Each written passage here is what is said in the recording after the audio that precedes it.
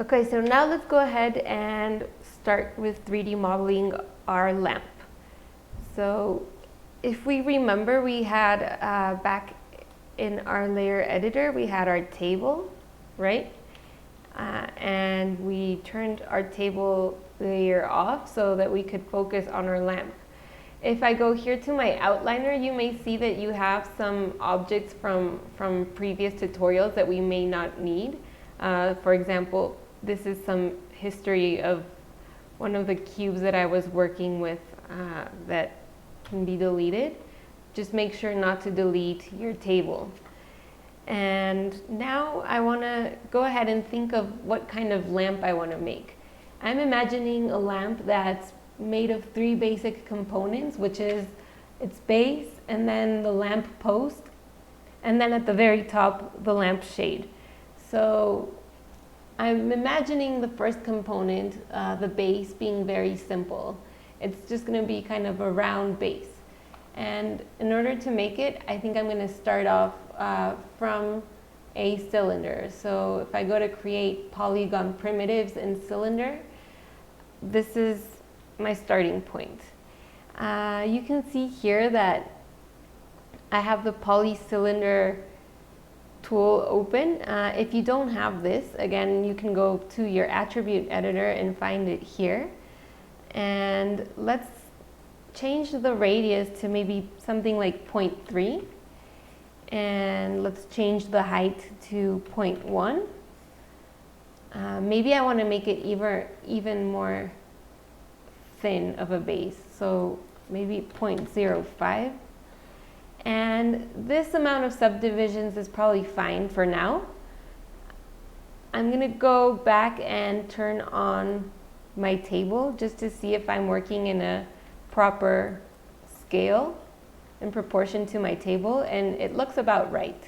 If for some reason you made your base much bigger, just turn your table on and switch your settings here in your attribute editor so that they kind of have a somewhat proportional scale to your table.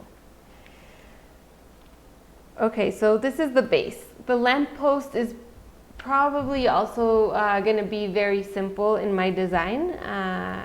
I think I just want a cylindrical thin post. So I've made another cylinder and my radius is going to be really small, so something like 0.03, even more, 0.01 probably. Yeah, this looks about right. And the height is something like the half of what I have now, so I'm going to make it 1. And these subdivisions are okay for now. And now I want to move my lamp post so that it's at the top of my base. So to do this, again, I'm going to turn off my table layer, and I'm going to hit spacebar so that I can see the side view of my lamp. And I'm going to select my post and I'm going to hit W to move it up. Okay, so let's go back.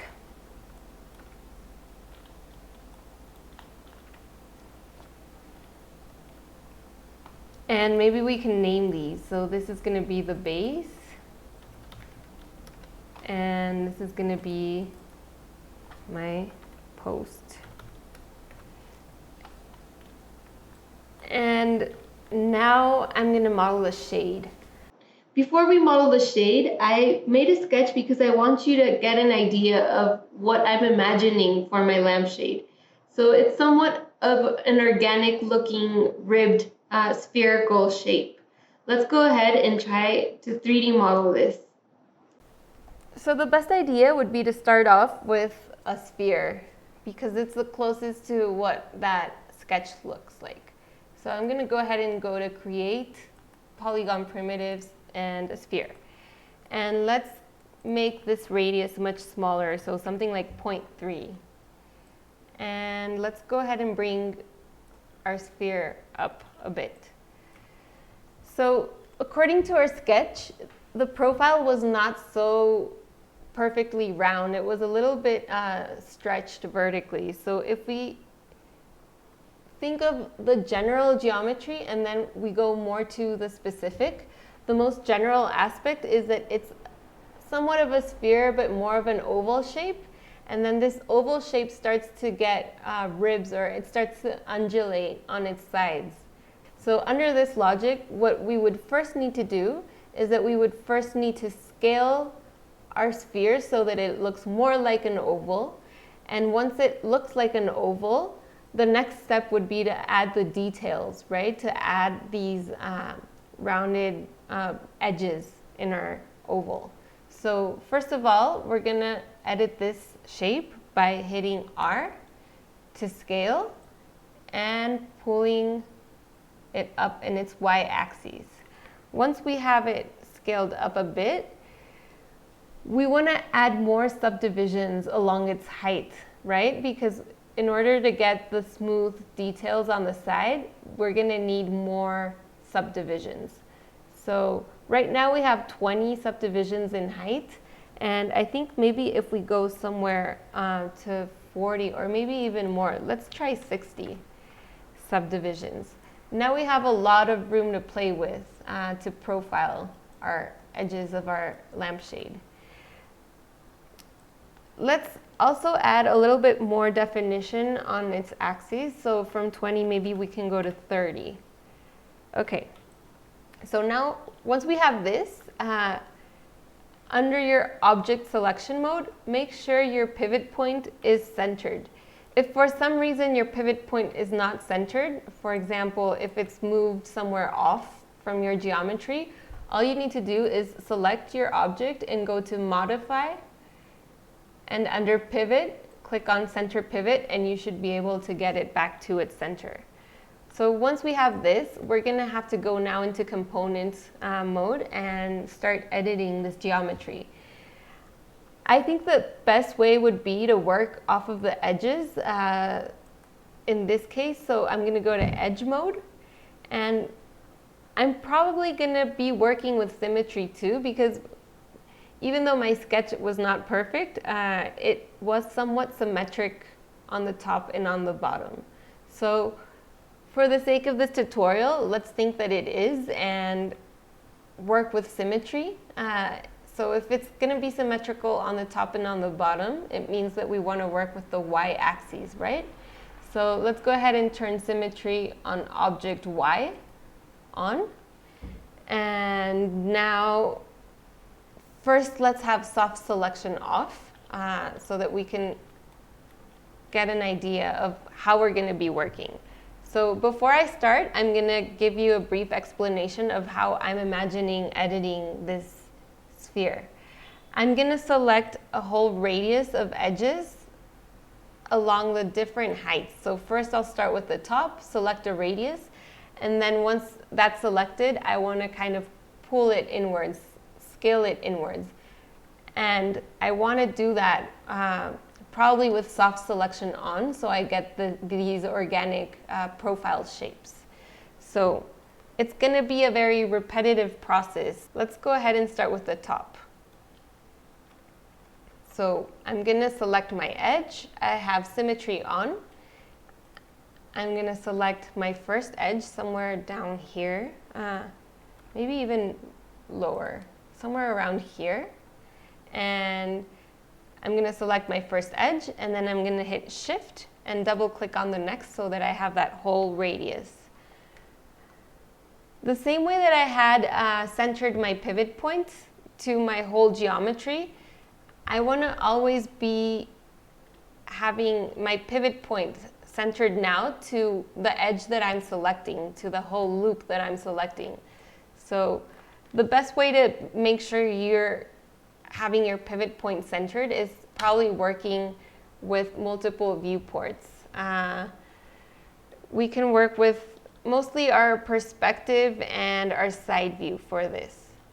So once I have my whole radius of edges selected, I want to first move my pivot point so that it's centered right at the height of the edge, right? So to do that, we hit D on our keyboard and we move our pivot point down so that it's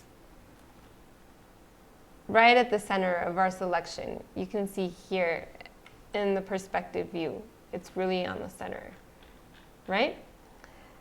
Now that I have it located in the right place, I want to turn soft selection on. And remember, if you hit B on your keyboard, you can turn it on and off. And if you hit and hold B and left click on your mouse, you can change your fall off curve radius. So I want to have something somewhat like this. Okay, so now I have my proper selection and my pivot point is correctly located. These are the most important points. Now, hit R on your keyboard for scale so that we change to scale mode. And with scale mode on, you're gonna scale everything inwards a bit. So you can see now how it's organically curving my edge. This looks about right. So we're basically going to repeat this step around the whole height of our lamp. And since we have symmetry on, we will only need to do it for the half of our geometry. So let's go ahead and go to our next ring. We want to maybe go down here because this curve kind of continues and we want to bring it inwards here. So I'm going to select this edge and maybe turn soft select off so that I know that I'm working on the right loop. Hit shift and double click on the next one so I have the whole ring. Once I have it all, again, hit D on my keyboard to bring my pivot point down. If it's at scale and you hit D, you bring your pivot point down.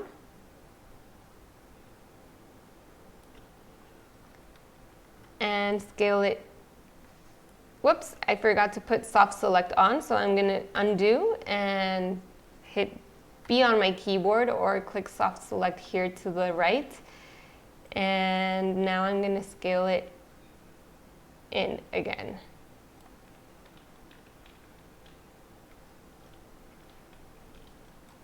So this is looking about right. We're going to keep doing this all the way to the bottom.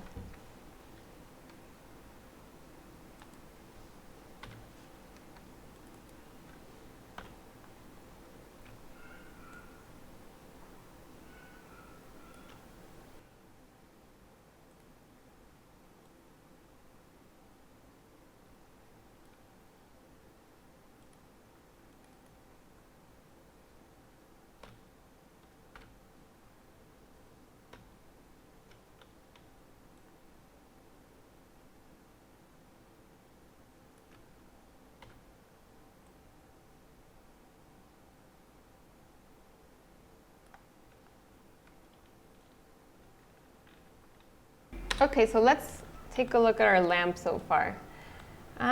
It looks like it needs a little bit more definition on this part. This looks about right. We need a little bit more definition here.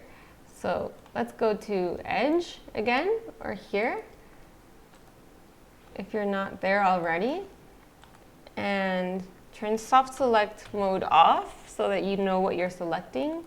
Double click, move your pivot point to the right location. If it's not there, turn soft select on again and scale it up. Okay, so this is starting to look a little bit better. It also helps to kind of go back to object mode and look at your entire geometry without it selected so that you don't see the wireframe and you see it on shaded mode. I think this looks similar to what I had sketched out. Maybe I want to make this top a little bit less bulgy and more flat. But other than this, I think something like this is what I was imagining. So let's go ahead again and go to edge mode.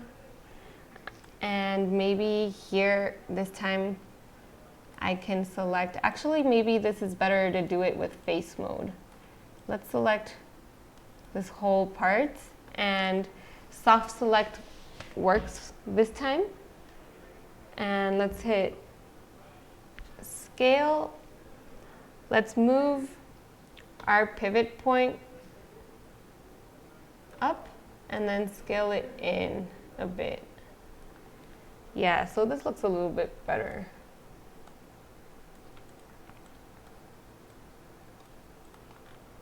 Okay, so now I have my lampshade.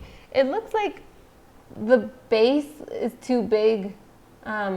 It probably has to do with the fact that I started editing the edges of my sphere inwards, and this made it kind of shrink. So I can always go back and scale it up so that it is proportional to my base. Maybe this is a little too much. Let's leave it somewhere here. And yeah, I don't know, you can be a little bit more picky and precise about things. For example, now that I'm looking at it again, I feel like this edge is too exaggerated and I want to make it a little bit less exaggerated. So I'm going to go to edge mode again here, click here on your modeling toolkit, or right click on your mouse and select edge. I'm going to turn soft select off so that I know what I'm selecting. I'm going to move my pivot point, hitting D on my keyboard.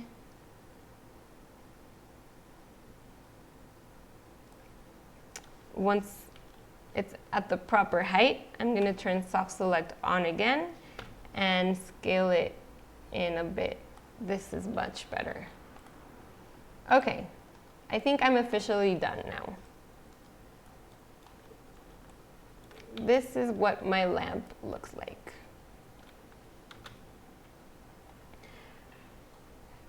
Now let's go back to our layer editor and turn our table layer on. Okay, so we have our table and we have our lamp. We want to place our lamp on top of our table. And in order to do that, we first need to group it, because we have right now 3 components and we want to have them working together so that we move this whole group. The way that we can do this is under outliner, we can select the elements either by clicking and dragging or under the outliner. And with the 3 of them selected, we can go to Edit, Group. And what it's done is it's basically created something like a folder to store these 3 elements inside. So now if I want to move my lamp, I can select the whole group instead of selecting parts of it, and it'll move it all together. So let's bring this up. I'm going to move to my side view and make sure my lamp is properly placed. And now on my perspective view, I want to have it maybe towards a corner. So I'm going to drag it a bit.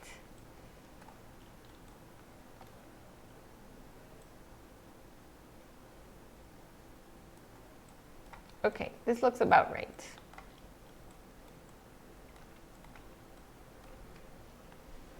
I'm going to rename this group